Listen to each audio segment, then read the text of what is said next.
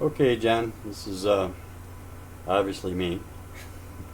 Hey, I just wanted to throw this together for you this morning, buddy. Took me about 15-20 minutes to do this simple demo.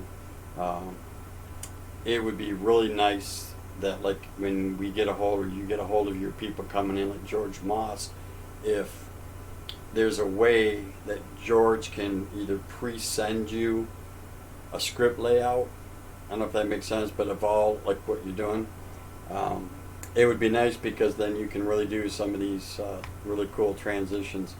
And you can put his content, you can put all of his stuff on there. It's real simple.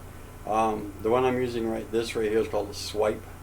So I'm going to swipe from this video to, which would be the intro, which is where you play the music. Okay, should, I think, still have audio. Yeah, you should be getting my audio. It's just there's no picture. So we're going to do a swipe. That's the main, so that would be the first thing people see.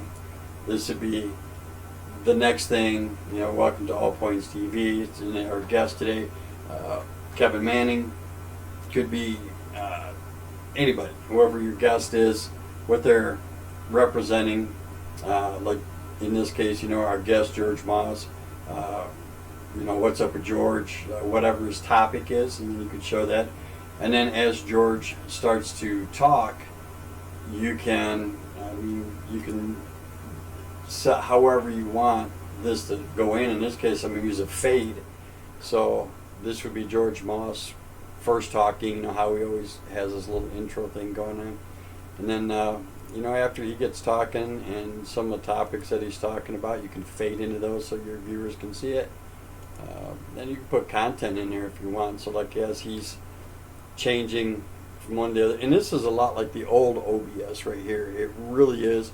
It's just the transition on how it goes from one over to the other. And one thing you'll notice about the newer version of OBS is that the video never changes. Never changes. So if I go back to scene, let's go back to scene 1. And this is the only time the video changes right here. Boop. That's the only time.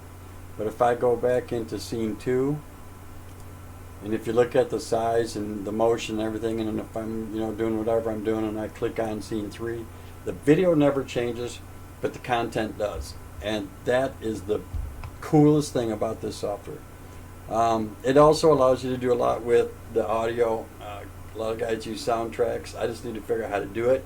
I was not impressed with the green screen on this, but I think what that might be is I'm using not a high-def camera. I'm not using a Logitech camera.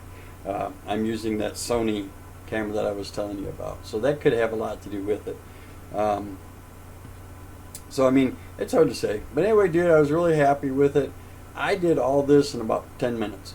So if they can get you your content, dude, you can build these scenes like on the fly.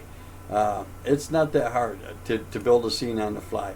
You just simply, you grab one of the scenes, whatever scene that you want. I'm going to call this scene, we'll make this new one on the fly, scene 4. I'm going to click OK. And I'm going to click on it. And I'm going to fade into it.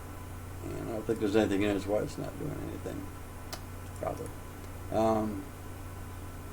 But anyway, I'm just to show you, I mean, that it's that, I need to remove that. Remove. There we go. Okay. So again, even you do stuff right on the fly. I mean, George is long-winded. RBR is long-winded. There you go. You should be all set, man. I mean, this, like I said, is really not as difficult as what I remember it being. I remember when this first came out, it was retarded. I mean, it was like, if you weren't a developer, you had no idea what the hell this was all about.